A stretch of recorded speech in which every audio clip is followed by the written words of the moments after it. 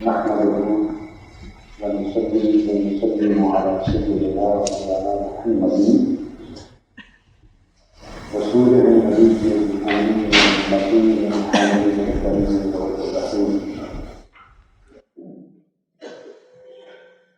أما بعد، أعوذ بالله من الشيطان الرجيم. فتلقى آدم من ربه كلمات فتاب عليه إنه هو التواب الرحيم. صدق الله مولانا العظيم.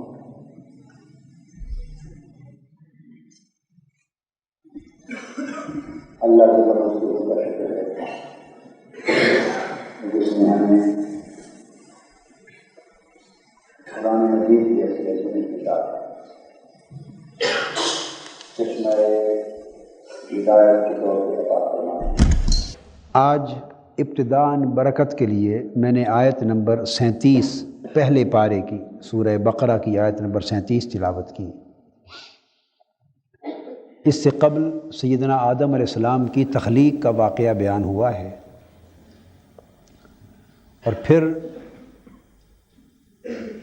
آپ کے حضور جو حکم دیا گیا ملائکہ کو سجدہ بجا لانے کا، سجدہ تعظیم بجا لانے کا، پھر آپ کو حکم ہوا اور حضرت حوا کو جنت میں قیام پذیر ہونے کا، اور بعد ازاں پھر حبوط علی الارض جنت سے زمین پہ اتارے جانے کا معاملہ پیش آیا.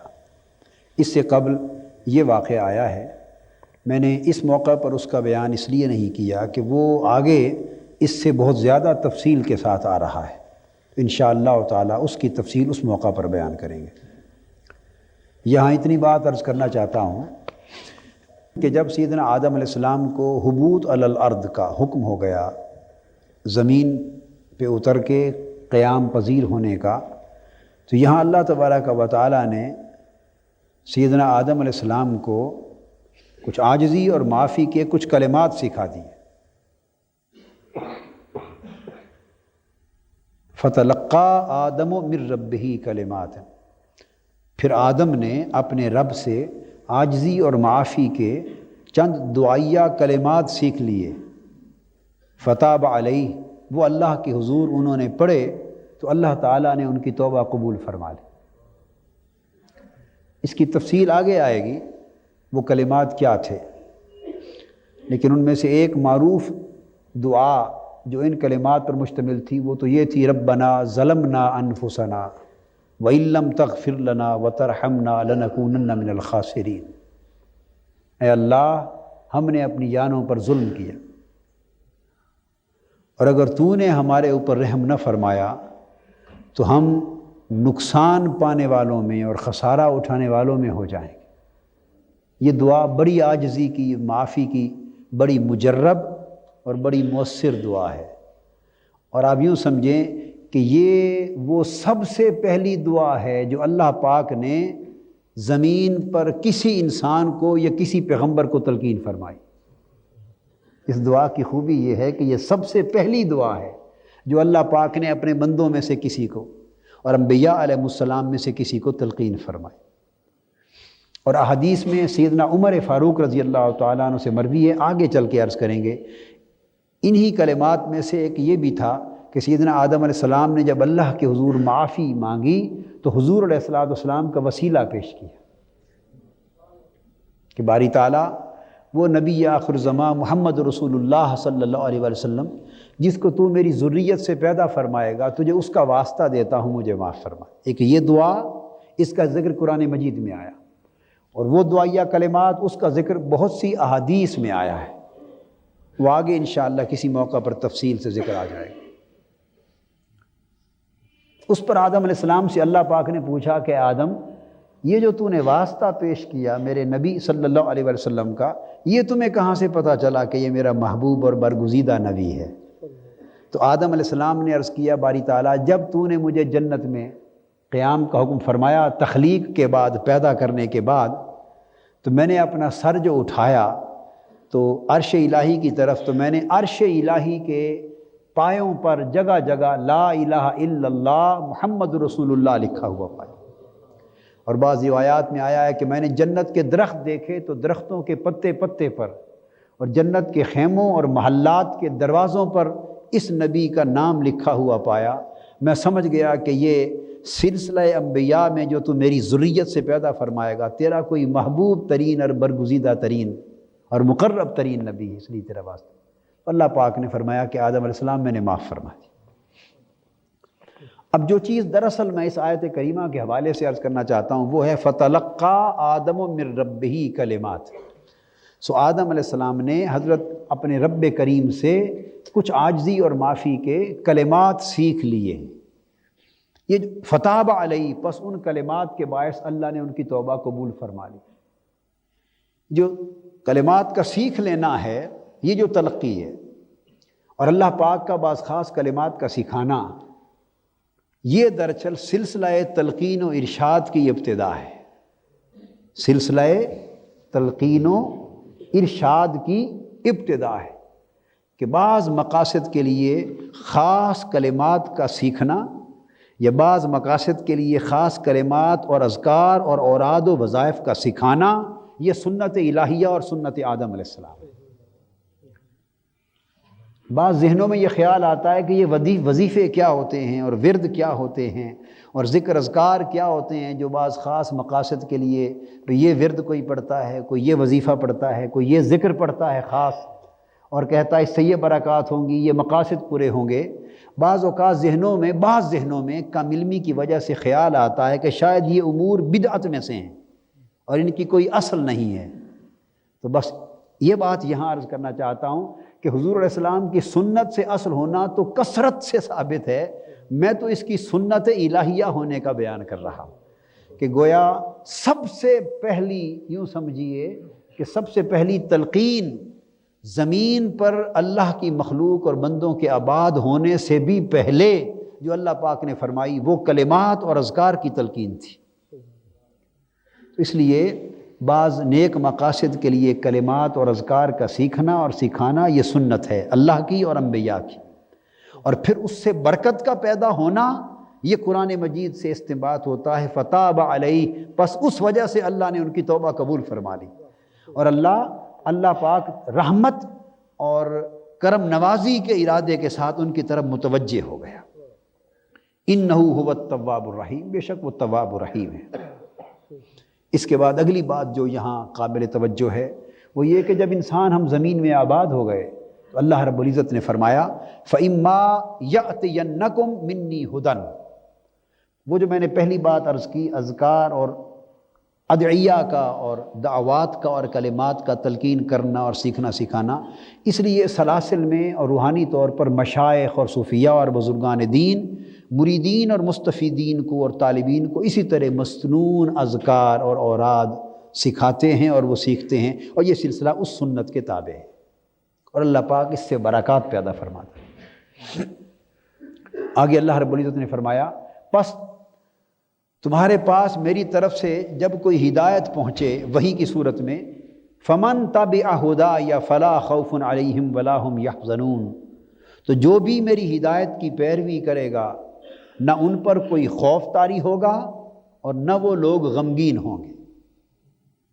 اب یہاں سے یہ بات معلوم ہوئی کہ خوف و غم کی بھری ہوئی زندگی، جس طرح کی زندگی میں اس وقت ہم مبتلا ہیں، ہر طرح کا خوف ہے، جان کا خوف، عزت کے لٹ جانے کا خوف، جان کے تلف ہو جانے کا خوف، مال کے لٹ جانے کا خوف، تباہی اور بربادی کا خوف، یکلخت امن کے تباہ ہو جانے کا خوف، الغرض ہزارہا قسم کے خوف ہیں جنہوں نے ہماری زندگی کو گھیر رکھا ہے، اور ہزارہا چیزیں تلف ہو رہی ہیں جن کے تلف ہونے سے زندگی غم کی آماج گاہ بن کے رہ گئی ہے اور معاشرہ غموں بھرا معاشرہ بن کے رہ گیا ہے۔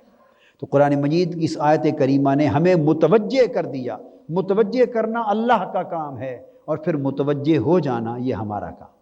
متوجہ کیا کہ اگر تم خوف اور غم سے اپنی زندگی کو محفوظ کرنا چاہتے ہو یہاں بھی اور وہاں بھی، تو اس کا راستہ صرف ایک ہے، فمن تبع ہدایا، کہ جو شخص میری ہدایت کی پیروی کرے گا وہ خوف و غم سے محفوظ ہو جائے گا۔ جو لوگ اور جو معاشرہ اللہ کی بھیجی ہوئی ہدایت کی پیروی کرے گا وہ خوف و غم سے محفوظ ہو جائے گا۔ اس سے یہ بات طے ہو گئی کہ جو معاشرہ ایماندار معاشرہ کہلائے اور اسلام کا نام لیوا ہو اور اللہ رسول کا کلمہ گو ہو اور پھر اللہ کی ہدایت سے منہ موڑ لے، تو اس کے مفہوم برعکس کے طور پہ لازم ہوگا کہ وہ خوفوں میں گھیر لیا جائے اور اس معاشرے کے اندر غم مسلط کر دیے جائیں اور خوف مسلط کر دیے جائیں۔ گویا ہدایت سے منہ موڑنا خوف و غم میں گر جانے کی علامت ہے، اور اللہ کی ہدایت کا پیروکار بن جانا خوف و غم سے نجات پا جانے کی صورت ہے۔ اس کے بعد اللہ تبارک و تعالیٰ نے بنی اسرائیل کا ذکر شروع کیا۔ یہاں ایک بات عرض کروں کہ یہ سورہ بقرہ ہے پوری، خاص طور پہ پہلا پارہ، دوسرا اور آگے تیسرے پارے میں جہاں ختم ہوتی ہے، اس میں کثرت کے ساتھ ذکر یہود کا اور بنی اسرائیل کا آیا ہے۔ اور بقرہ یعنی گائے، یہ بھی ایک واقعہ ہے جو اسی پہلے پارے میں آئے گا، وہ بھی یہود کا، بنی اسرائیل کے زمانے کا ایک واقعہ ہے، اسی کے نام سے سورت کا نام رکھ دیا گیا، اسی واقعے کی مناسبت سے۔ تو یہود چونکہ ہماری امت سے پہلی امت تھی، آپ کہیں گے کہ وہ تو پہلی امت تو عیسائی تھے، تو دراصل عیسائی بھی یہود میں سے نکلے، یہ سب بنی اسرائیل کی قوم ہے، اور اسرائیل لقب تھا سیدنا یعقوب علیہ السلام کا، سیدنا یعقوب علیہ السلام کا۔ یہ حضرت ابراہیم علیہ السلام کے پوتے ہیں اور حضرت اسحاق علیہ السلام کے صاحبزادے ہیں، ان کا لقب ہے اسرائیل۔ اس کا معنی اللہ کا بندہ، جیسے عربی میں ہم کہتے ہیں عبداللہ، اللہ کا بندہ۔ اسرائیل کا معنی کیا ہے؟ عبرانی زبان کا لفظ تھا اللہ کا بندہ۔ یہ حضرت یعقوب بن اسحاق بن ابراہیم علیہ السلام، ان کا لقب، ان کی ساری اولاد بنی اسرائیل کہلاتی۔ تو اب ان کے بیٹے آگے یوسف علیہ السلام ہیں، تو پھر سلیمان علیہ السلام، داؤد علیہ السلام، حضرت موسیٰ علیہ السلام، عیسیٰ علیہ السلام تک یہ ساری اقوام جو گزری ہیں یہ بنی اسرائیل میں سے ہیں۔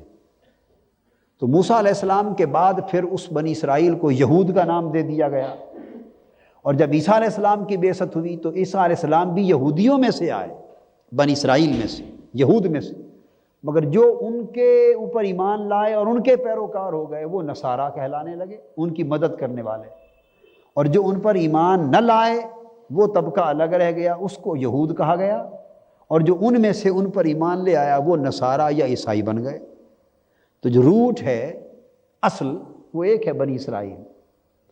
تو کثرت کے ساتھ بنی اسرائیل کا اور یہود کا اور نصارہ کا ذکر اس صورت میں آیا ہے۔ یہاں سے وہ بیان شروع ہو رہا ہے آیت نمبر 40، اور زیادہ بیان اس کا ایک تو اس وجہ سے آیا کہ بنی اسرائیل نے طویل زمانہ پایا اور ہزارہا انبیاء علیہ السلام اور بہت سے رسول اعظام اسی بنی اسرائیل میں آئے۔ تو کثرت کے ساتھ جتنے انبیاء علیہ السلام کا اور رسول اعظام کا ذکر آتا ہے وہ بنی اسرائیل میں سے ہی ہوتے ہیں، سو لا محالہ اس بنی اسرائیل کا اور یہود و نصارہ کا تذکرہ قرآن مجید میں آ جاتا۔ اور دوسری وجہ یہ کہ چونکہ ہم سے پہلے قریب ترین امت یہ ہوئی جو حضور علیہ السلام کی بعثت سے قبل کم و بیش آپ یوں سمجھیں کہ 2000 سال اوپر تک یہ امت کا زمانہ تھا۔ عیسیٰ علیہ حضرت ابراہیم علیہ السلام کا زمانہ حضور علیہ السلام سے قبل، حضور علیہ السلام سے قبل تقریباً عیسیٰ علیہ السلام سے قبل 2500 کے لگ بھگ عیسیٰ علیہ السلام سے قبل ہے ان کا زمانہ، 2200 سے 2400 قبل مسیح ان کا زمانہ ہے۔ تو 500-550 سال عیسیٰ علیہ السلام کے بعد کے جمع کر لیں تو 3-3.5 ہزار سال حضور علیہ السلام سے قبل سیدنا ابراہیم علیہ السلام کا زمانہ بنتا ہے، اور یعقوب علیہ السلام ان کے پوتے ہیں، سو ان کی جو آگے اولاد چلی، اس لیے یہ تقریباً 2500 سال یا اس سے بھی زائد عرصے پر یہ بنی اسرائیل کی داستان اور ان کی تاریخ محیط ہے۔ اللہ رب العزت نے فرمایا، اور چونکہ یہ قریب ترین امت تھی اور یہود اور نصارہ اسی کی 2 شاخیں عہد رسالت مآب صلی اللہ علیہ وسلم میں موجود تھیں، لہٰذا جب بھی کسی اولاد کو کوئی نصیحت کرتا ہے تو اگلوں کی مثالیں دے کر کرتا ہے۔ جب آپ اپنی اولاد کو نصیحت دیتے ہیں تو اپنی مثالیں زندگی کی دیتے ہیں، اپنے باپ دادا کی دیتے ہیں، اپنے بزرگوں کی دیتے ہیں، اپنے مشاہدات کی بیان کرتے ہیں اور اپنے بزرگوں کے بتائے ہوئے مشاہدات بیان کرتے ہیں۔ یہ طریقہ ہوتا ہے نصیحت و تلقین کا۔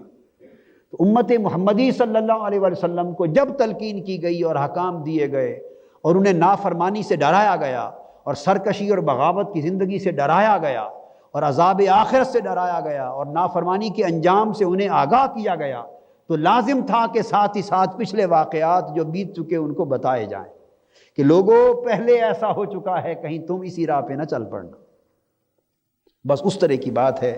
یہاں سے ان احکام اور تعلیمات کا ذکر آ رہا ہے جو اللہ رب العزت نے بنی اسرائیل کو دی، مگر وہ صرف ان کے لیے نہ تھی، ان کا قرآن مجید میں ریپیٹ کیا جانا، بیان کر دیا جانا، دہرا دیا جانا اس بات کی دلیل ہے کہ اب وہ احکام امت محمدی صلی اللہ علیہ وسلم کے لیے ہو گئے۔ گویا بنی اسرائیل کے ذکر سے تو اللہ پاک نے صرف بیان کیے، احکام وہ ہمیں دیے جا رہے ہیں۔ تو مفہوم ان کا یہ ہوتا ہے کہ میں نے بنی اسرائیل کو بھی یہ حکم دیا تھا اور تم سے یہ جو کہہ رہا ہوں اور سنا رہا ہوں سن لو، یہ حکم تمہارے لیے بتکرار نازل کیا جا رہا ہے اور تمہیں منتقل کیا جا رہا ہے۔ فرمایا اے بنی اسرائیل، یا بنی اسرائیل، یا بنی اسرائیل اذکروا نعمتی التی انعمت علیکم۔ اس میں پہلی تلقین یہ ہوئی، اب ہم اختصار سے ان تعلیمات کا ذکر کرتے جائیں گے۔ اے بنی اسرائیل، اے اولاد یعقوب، میرے وہ انعام یاد کرو جو میں نے تم پر کیے۔ اب اس حصے سے جو حکم معلوم ہوا وہ یہ کہ مسلمان کی اور ایماندار کی، مومن کی نشانی یہ ہے کہ وہ ہمیشہ اللہ کی نعمتوں کو یاد رکھے۔ یہ جو بیان ہے، اس بیان سے بھی ایک حکم معلوم ہوا، جو نعمتیں میں نے تم پر کی ان کو ہمیشہ یاد رکھو، ان کا ذکر کرو۔ تو وہ اللہ کی نعمتوں کو یاد کرنا اور اللہ کی نعمتوں کا ذکر کرتے رہنا یہ اہل ایمان کی علامت میں سے ہے۔ اس لیے کہ جب عام مومنین کے لیے کہ جب ایک بندہ اللہ کی ہوئی نعمتوں کو ذکر یاد رکھتا ہے تو وہ اللہ کو کبھی بھول نہیں سکتا۔ جب وہ نعمتوں کو یاد رکھے گا تو نعمت عطا فرمانے والے کو کیسے بھول سکتا ہے؟ دراصل اشارہ اس طرف ہے کہ لوگوں میری نعمت کو یاد کرو تاکہ نعیم بھی یاد رہے، نعمت دینے والا بھی یاد رہے۔ تو یہ اہل ایمان کا ایک راہ ہے کہ جو نعمت سے نعیم کو، نعمت والے کو یاد کرتے ہیں، اور کچھ وہ ہوتے ہیں اللہ کے مقرب برگزیدہ بندے کہ وہ نعمت والے کو یاد کرتے ہیں اور اس سے پھر اس کی نعمتوں کو دیکھتے ہیں۔ وہ منعم کو یاد، یہ نعمت سے منعم کی طرف جاتے ہیں، وہ منعم سے نعمت کی طرف جاتے ہیں۔ تو اللہ پاک نے فرمایا کہ میری نعمتوں کو یاد کیو۔ دوسرا حکم دیا وَأَوْفُوا بِعَهْدِي أُوفِ بِعَهْدِكُمْ، تم میرے ساتھ کیا ہوا وعدہ پورا کرو تو میں تمہارے ساتھ کیا ہوا وعدہ پورا کر دوں گا۔ اس سے دو حکم معلوم ہوئے، ایک یہ کہ لا الہ الا اللہ محمد رسول اللہ، ہم نے جب کلمہ پڑھا تو ہم نے اللہ کے ساتھ ایک وعدہ کر لیا، اللہ کے ساتھ دو وعدے کر لیے، بلکہ لا الہ الا اللہ کہہ کر یہ وعدہ کر لیا کہ باری تعالیٰ ہم نے تیرے سوا ہر معبود کے تصور کو ٹھکرا دیا ہے، دنیا کے تمام جھوٹے معبودوں کو اور ان بتوں کو اور ان تصورات کو پاش پاش کر دیا ہے، اور ہم ہر باطل سے جدا ہو کر تیرے حضور جھک گئے ہیں، تیری بندگی کا قلادہ گلے میں ڈال لیا ہے۔ محمد رسول اللہ کے کلمہ طیبہ کے حصے میں یہ وعدہ کیا کہ باری تعالیٰ ہم نے تیرے محبوب صلی اللہ علیہ وسلم کو، جو تیرا برگزیدہ رسول ہے، انہیں اپنا رسول مان لیا، یعنی آج سے تیری بندگی کے بعد ہر بندگی کو چھوڑتے ہیں اور تیرے محبوب کو رسول مان لینے کے بعد ہر قیادت اور ہر نظام کو چھوڑتے ہیں۔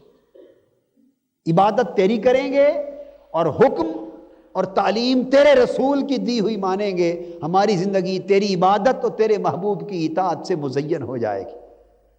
ہم نے اللہ سے وعدہ کر لیا، تو اللہ پاک فرماتے ہیں میں نے بھی تم سے وعدے کیے، بنی اسرائیل کو بھی یہی فرمایا تھا کہ جو تم نے مجھ سے وعدہ کیا پھر میں نے تم سے وعدہ کیا۔ وعدوں کا بھی ذکر آگے آئے گا۔ تو اللہ پاک نے فرمایا کہ اگر تم چاہو کہ میں اپنا وعدہ پورا کروں، اور اللہ نے ہم سے وعدہ کیا، آگاہ ہو جاؤ اللہ کا گروہ ہی کامیاب و کامران ہوگا۔ لا تہنوا ولا تحزنوا وانتم الاعلون ان کنتم مؤمنین، نہ کبھی گھبرانا، نہ کبھی ہمت ہارنا، مومنوں نہ کبھی حوصلہ ہارنا، غلبہ، کامیابی، کامرانی تمہارے قدم چومے گی، تم ہی کامیاب و کامران اور غالب و فائق ہوگے، بشرطے کہ تم مومن ہو جاؤ۔ تو اللہ پاک نے بڑے وعدے کیے، دنیا کے لیے بھی اور آخرت کے لیے بھی۔ ہماری طبیعت اور ہمارا مزاج یہ بن گیا ہے کہ ہم اللہ سے توقع کرتے ہیں کہ وہ اپنے کیے ہوئے وعدے جو اس نے ہم سے کیے پورے کرے۔ اللہ سے کیے ہوئے وعدے ہم پورا نہیں کرنا چاہتے، ہم اللہ سے کیے ہوئے وعدے پورا نہیں کرنا چاہتے، ان پر دھیان ہی نہیں کرنا چاہتے، اور توقع یک طرفہ کرتے ہیں کہ اللہ نے ہمیں مسلمانوں کو تو غالب کرنے کا وعدہ کیا تھا۔ یہ سوال ہوتا ہے، اور کئی نوجوان نسل کے ذہنوں میں سوال اٹھتا ہے کہ اللہ نے تو مسلمانوں کے ساتھ غلبے کا وعدہ کیا تھا، مومنوں کے ساتھ عزت کا وعدہ کیا تھا، عروج کا وعدہ کیا تھا، کامیابی کامرانی کا وعدہ کیا تھا، اور مسلمان تو دنیا میں آج ذلیل ہو کے رہ گئے، رسوا ہو کے رہ گئے، تباہ و برباد ہو کے رہ گئے۔ تو اللہ اپنا وعدہ پورا کیوں نہیں کر رہا؟ ہم یہ سوال اس لیے کرتے ہیں کہ ہم نے وہ وعدہ کبھی تکلیف کی ہی نہیں کہ قرآن کھو کے پڑھیں کہ وعدہ کہاں کیا ہے اور وعدہ کیا کیا۔ اللہ نے غیر مشروط اور مطلق وعدہ کبھی کیا ہی نہیں تھا کہ تم جو جی میں آئے کرتے رہو میں تمہیں غالب کر دوں گا۔ اللہ نے مسلمانوں کے ساتھ یہ وعدہ کبھی کیا ہی نہ تھا۔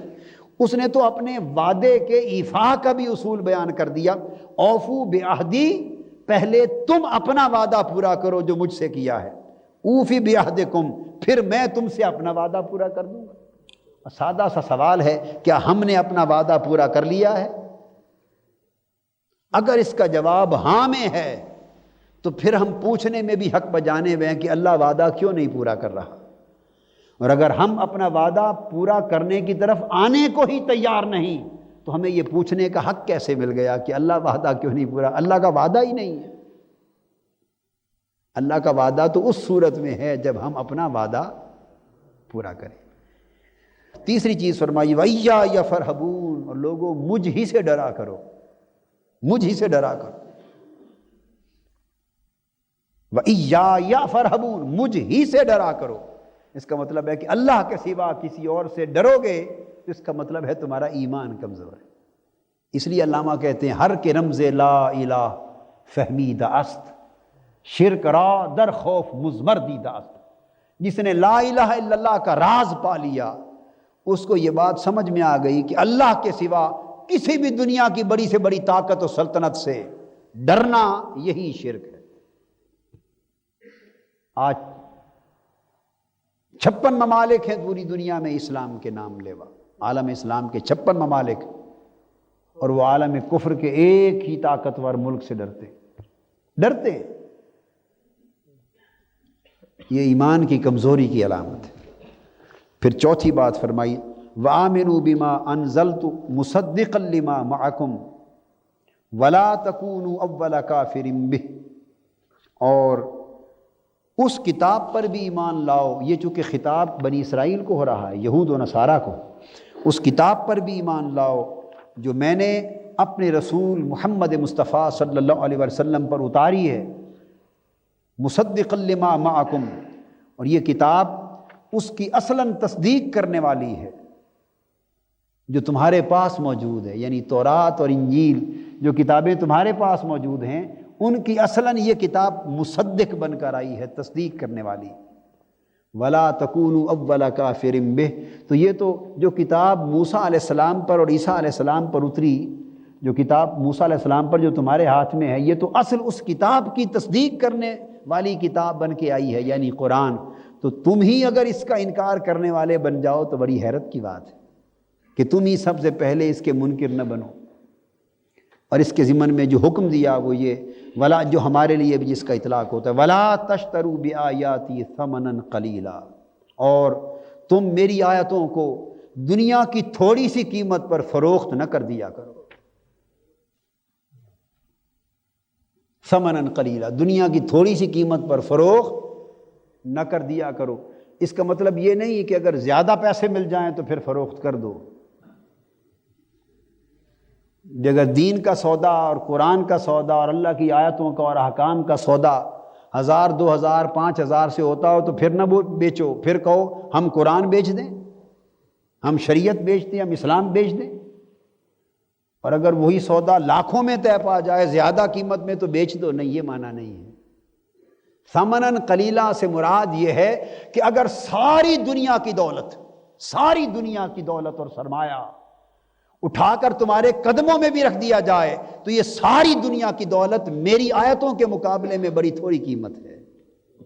ثمناً قلیلا یہ جو کہا گیا یہ دراصل اشارہ ہے میری آیتوں کے مقابلے میں، میری عطا کردہ نعمت کے مقابلے میں، میری ہدایت کے مقابلے میں، میری اتاری ہوئی شریعت کے مقابلے میں، میرے قرآن کے مقابلے میں تم سمجھو اگر لاکھوں کروڑوں اربوں روپے کا سرمایہ دولت ساری دنیا مشرق سے مغرب تک تمہارے قدموں میں لا کے انبار کر دیا جائے اور کہا دیا جائے کہ کچھ آیتیں بیچ دو، ان کا مفہوم بدل دو، قرآن کو چھوڑ دو، اللہ کے دین کی پیروی چھوڑ دو، اس کا تقاضا چھوڑ دو، تو سرمایہ و دولت اور دنیاوی مفاد اور جاہ و منصب اور عمارت اور سلطنت الغرض کسی بھی لالچ میں آ کر میری آیتوں کو نہ چھوڑنا، چونکہ ساری دنیا کا مفاد ایک طرف اور میری آیتوں کی قدر و قیمت ایک طرف، اس کے مقابلے میں یہ سب کچھ قلیل اور حقیر ہے۔ وَإِيَّايَ فَاتَّقُونَ، اور خبردار دوبارہ کر دیا مجھ ہی سے ڈرتے رہا کر۔ اس کے بعد چھٹا حکم دیا وَلَا تَلْبِسُوا الْحَقَّ بِالْبَاطِلِ، اور حق کی آمیزش باطل کے ساتھ نہ کیا کرو۔ یہ چھٹا حکم ہے، حق کی آمیزش باطل کے ساتھ نہ کیا کرو۔ اس میں کیا سمجھایا گیا؟ یعنی گڑ مڑ نہ کر دیا کرو حق اور باطل میں، جو ہم ہر وقت کرتے رہتے ہیں۔ حق اور باطل کو خلط ملط نہ کر دیا کرو۔ ہم کرتے ہیں حق اور باطل کو ملا دیتے ہیں، خیر اور شر کو باہم ملا دیتے ہیں، زندگی میں نیکی اور بدی کو ملا دیتے ہیں، اللہ کی فرما برداری اور نافرمانی کو ملا دیتے ہیں۔ اگر ہم اپنے گریبانوں میں جھانک کر اپنی زندگیوں کا جائزہ لیں تو ہماری اپنی زندگیاں اور ہماری گھریلو زندگیاں اور ہماری سماجی اور معاشرتی زندگیاں ساری کی ساری حق اور باطل کی آمیزش سے اور خیر و شر کی آمیزش سے اور نیکی اور بدی کی آمیزش سے اور اللہ کی فرما برداری اور اللہ کی نافرمانی کی آمیزش سے عبارت ہو کے رہ گئی۔ فرمایا نہیں، حق کو حق رہنے دیا کرو اور باطل کو باطل رہنے دیا کرو۔ اور اس میں اس امر کا بھی اشارہ ہے کہ اگر تم سے حق بات پوچھی جائے تو وہ بھی گڑ مڑ کر کے نہ بتایا کرو کہ نہ کسی کو یہ پلے پڑے نہ یہ پلے پڑے، دونوں گھر راضی ہو جائے۔ یہ بھی ہماری عادات میں سے ہے کہ ایسی بات کر دینا کہ کوئی بھی ناراض نہ ہو، اور یہ سوچنا چلو بھائی ہم کیوں کسی کو ناراض کریں، یہ ہماری وضع کردہ سوچ ہے۔ اللہ رب العزت نے اس سوچ کو رد فرمایا، بھئی ہم ایسی بات کیوں کریں جس سے کوئی ناراض ہو جائے، نہیں۔ تو یہ اس طرح کا مطلب ہے تاکہ جو باطل کا تقاضا کر رہا ہے ہم سے وہ بھی خوش رہے، اور جو حق کی توقع رکھتا ہے ہم سے وہ بھی خوش رہے۔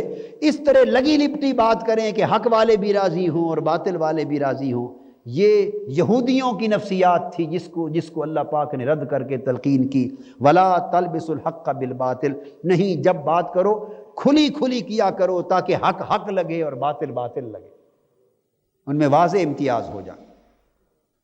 ساتواں حکم دیا وَتَكْتُمُوا الْحَقَّ وَأَنْتُمْ تَعْلَمُونَ، اور حق کو چھپایا بھی نہ کرو۔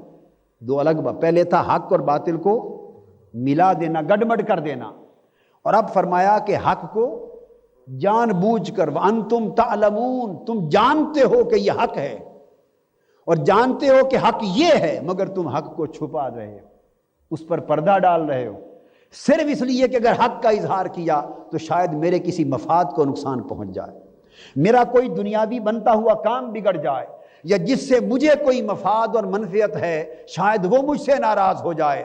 یعنی دنیاوی مفاد کی خاطر ہم ایسی زندگی گزار رہے ہیں اور ایسی گفتگو کرتے ہیں اور ایسے معاملات زندگی بسر کرتے ہیں جن میں واضح طور پر حق چھپا چھپا کے چلتے ہیں۔ وَأَنْتُمْ تَعْلَمُونَ اشارہ ہے ہمارے ضمیر کو جھنجھوڑا جا رہا ہے، وَأَنْتُمْ تَعْلَمُونَ، یہ خطاب ضمیر کو ہے کہ لوگوں اپنے ضمیر میں جھانک کر دیکھو، اپنے من میں جھانک کر دیکھو، تمہارا ضمیر اگر زندہ ہے تو وہ جانتا ہے کہ جسے چھپا رہے ہو یہی حق تھا، تمہارا شعور جانتا ہے کہ جسے چھپا رہے ہو یہ حق تھا، تمہاری عقل، تمہارا دل جانتا ہے جسے چھپا رہے ہو یہ حق تھا۔ فرمایا نہیں، خبردار حق کو چھپایا نہ کرو۔ پھر 8واں حکم دیا، وَأَقِیمُوا الصَّلَاةَ وَآتُوا الزَّکَاةَ وَارْکَعُوا مَعَ الرَّاکِعِینَ، اور نماز قائم کیا کرو۔ پھر 9واں حکم دیا کہ زکوٰۃ ادا کیا کرو۔ 10واں حکم دیا کہ رکوع کرنے والوں کے ساتھ مل کر رکوع کیا کرو، یعنی نماز با جماعت کے نظام کو بپا کیا کرو۔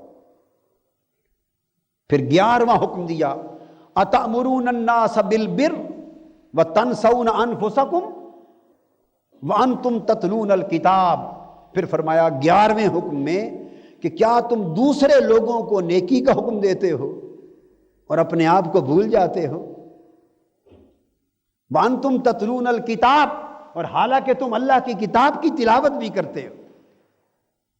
یہ عام مسلمان کو بھی خطاب ہے، مگر بطور خاص ان لوگوں کو خطاب ہے جو قرآن پڑھتے ہیں اور پڑھاتے ہیں اور قرآن کے درس دیتے ہیں اور قرآن کی آیات و احکام سے واقف ہیں، تلاوت کرتے ہیں، جن کی زندگی پر ایک مذہب کا رنگ چڑھا ہوا ہے، اور جو مذہب اور دین اور اسلام کے حوالے سے جن کی ایک پہچان ہے، ان کے لیے بطور خاص خطاب ہے۔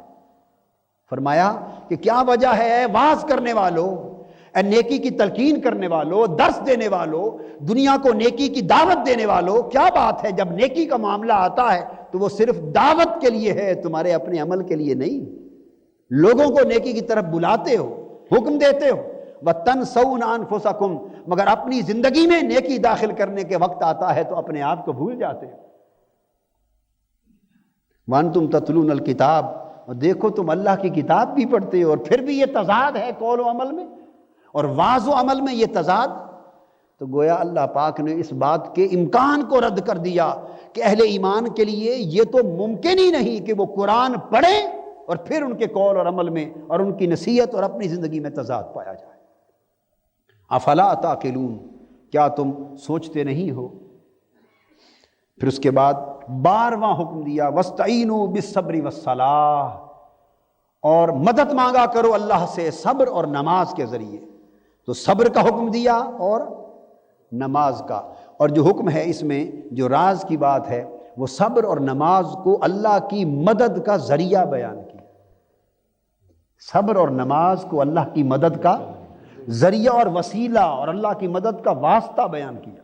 اس کا مطلب یہ ہے کہ نماز عبادت ہے جو خاص خاص اوقات پر آتی ہے، اور صبر کیا ہے؟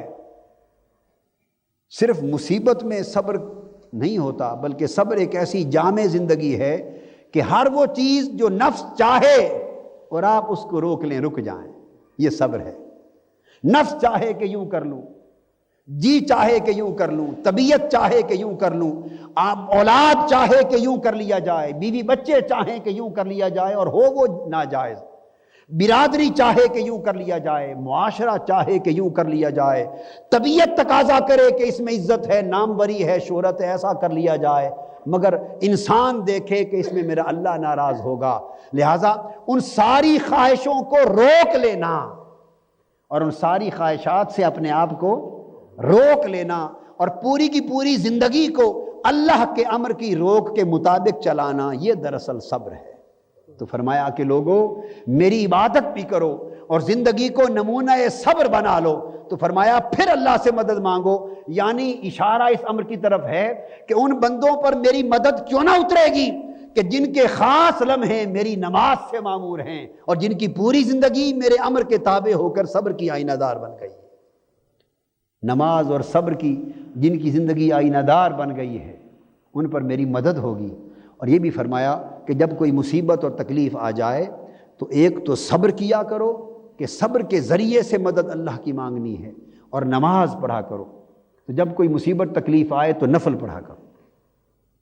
نصیحت یہ، جب کوئی مصیبت تکلیف آ جائے تو نفل پڑھا کرو، وہ نفلی عبادت، وہ نماز، اور اس کے ساتھ صبر، ہائے ہائے نہیں، شکوہ گناہ نہیں ہونا، اللہ کی بارگاہ میں شاکی نہیں ہونا، صبر کرنا ہے اور نماز پر زور دینا ہے اور پھر اللہ سے مدد مانگنا ہے۔ یہ طریقہ ہے، اللہ پاک کی مدد آسانی سے نصیب ہوتی۔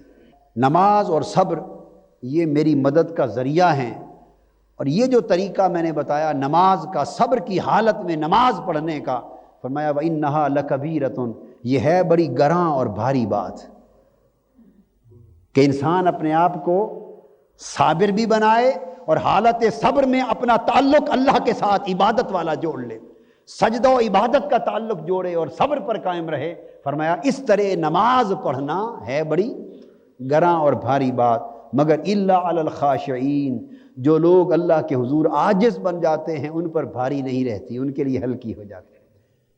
خشوع جن کے دلوں میں آ جاتا ہے، یعنی جن کے دل محبت الہی سے خستہ ہو جاتے ہیں اور خشیت الہی سے شکستہ ہو جاتے ہیں، ان محبت کی خستگی اور خشیت کی شکستگی جن دلوں کو نصیب ہو جاتی ہے، ان کے لیے نماز تکلیف کی حالت میں ادا کرنا گراں اور مشکل نہیں رہتی، بلکہ وہ نماز اتنی لذت دیتی ہے، وہ راحت دیتی ہے، وہ کیف و سرور دیتی ہے، وہ فرحت و انبساط دیتی ہے کہ خالی نماز کے 2 سجدے ادا ہونے سے تکلیف ہی بھول جاتی ہے، مصیبت بھول جاتی ہے۔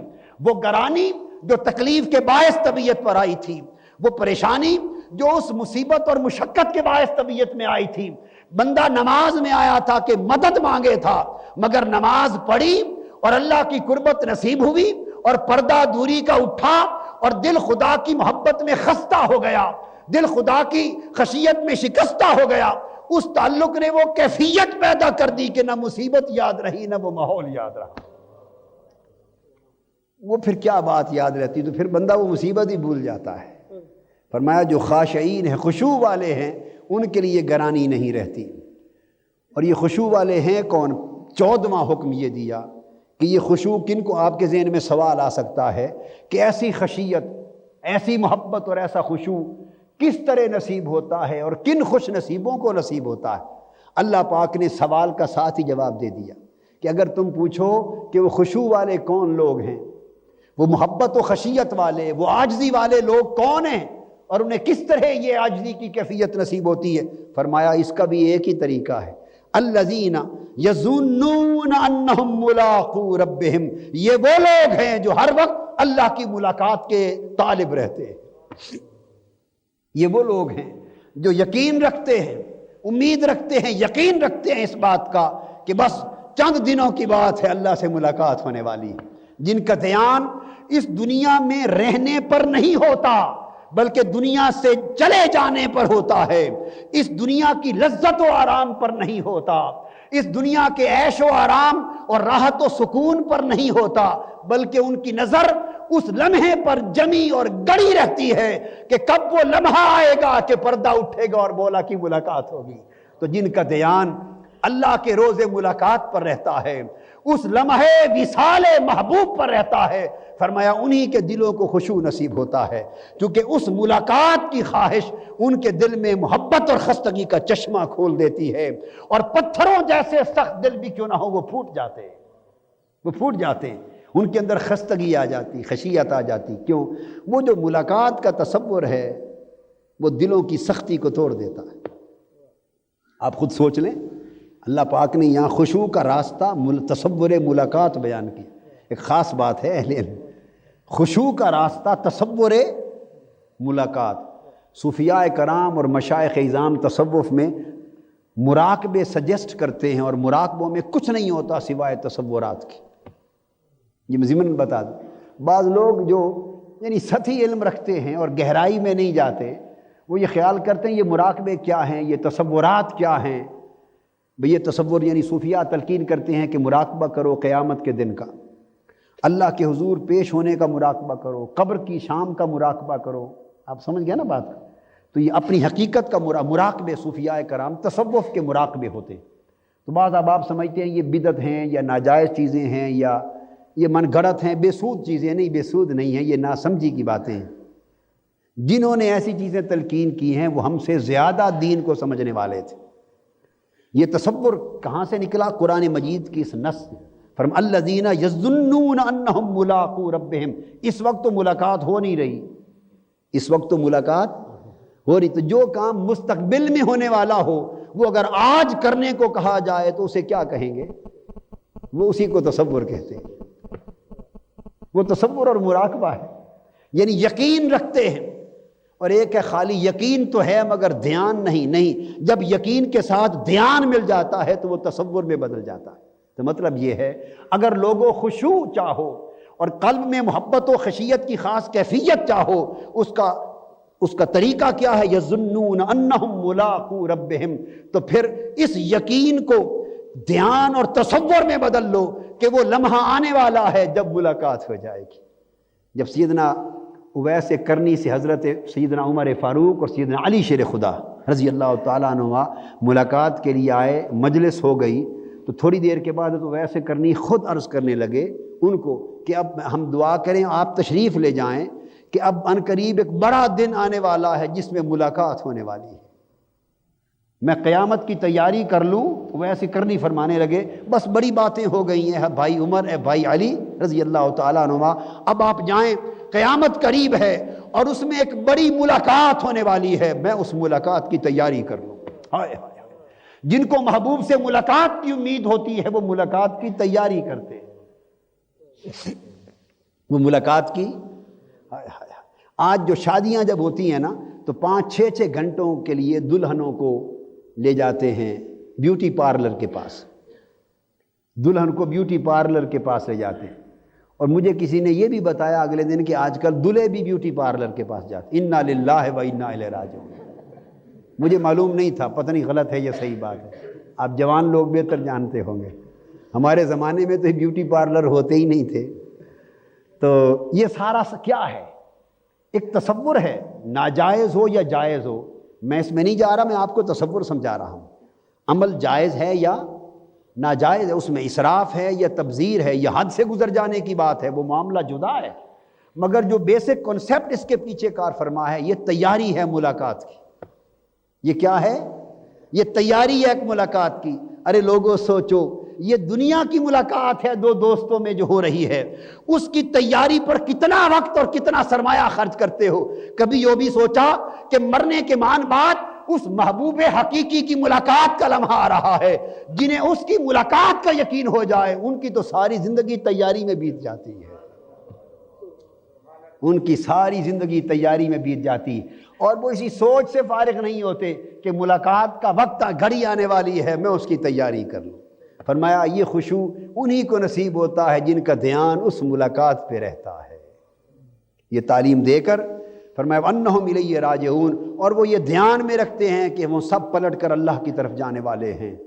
اور 15واں اور آخری حکم جو اس مقام پر دیا گیا وہ یہ وَاتَّقُوا يَوْمًا لَا تَجْزِي نَفْسٌ عَن نَفْسٍ شَيْئًا، اس قیامت کے دن سے ڈرو جس دن کوئی جان کسی دوسرے کی طرف سے کچھ بدلہ نہ دے سکے گی، وَلَا يُقْبَلُ مِنْهَا شَفَاعَةٌ، اور نہ اس کی طرف سے کسی بھی ایسے شخص کی سفارش اور شفاعت قبول کی جائے گی جس کو اللہ نے اذن نہ دے رکھا ہو۔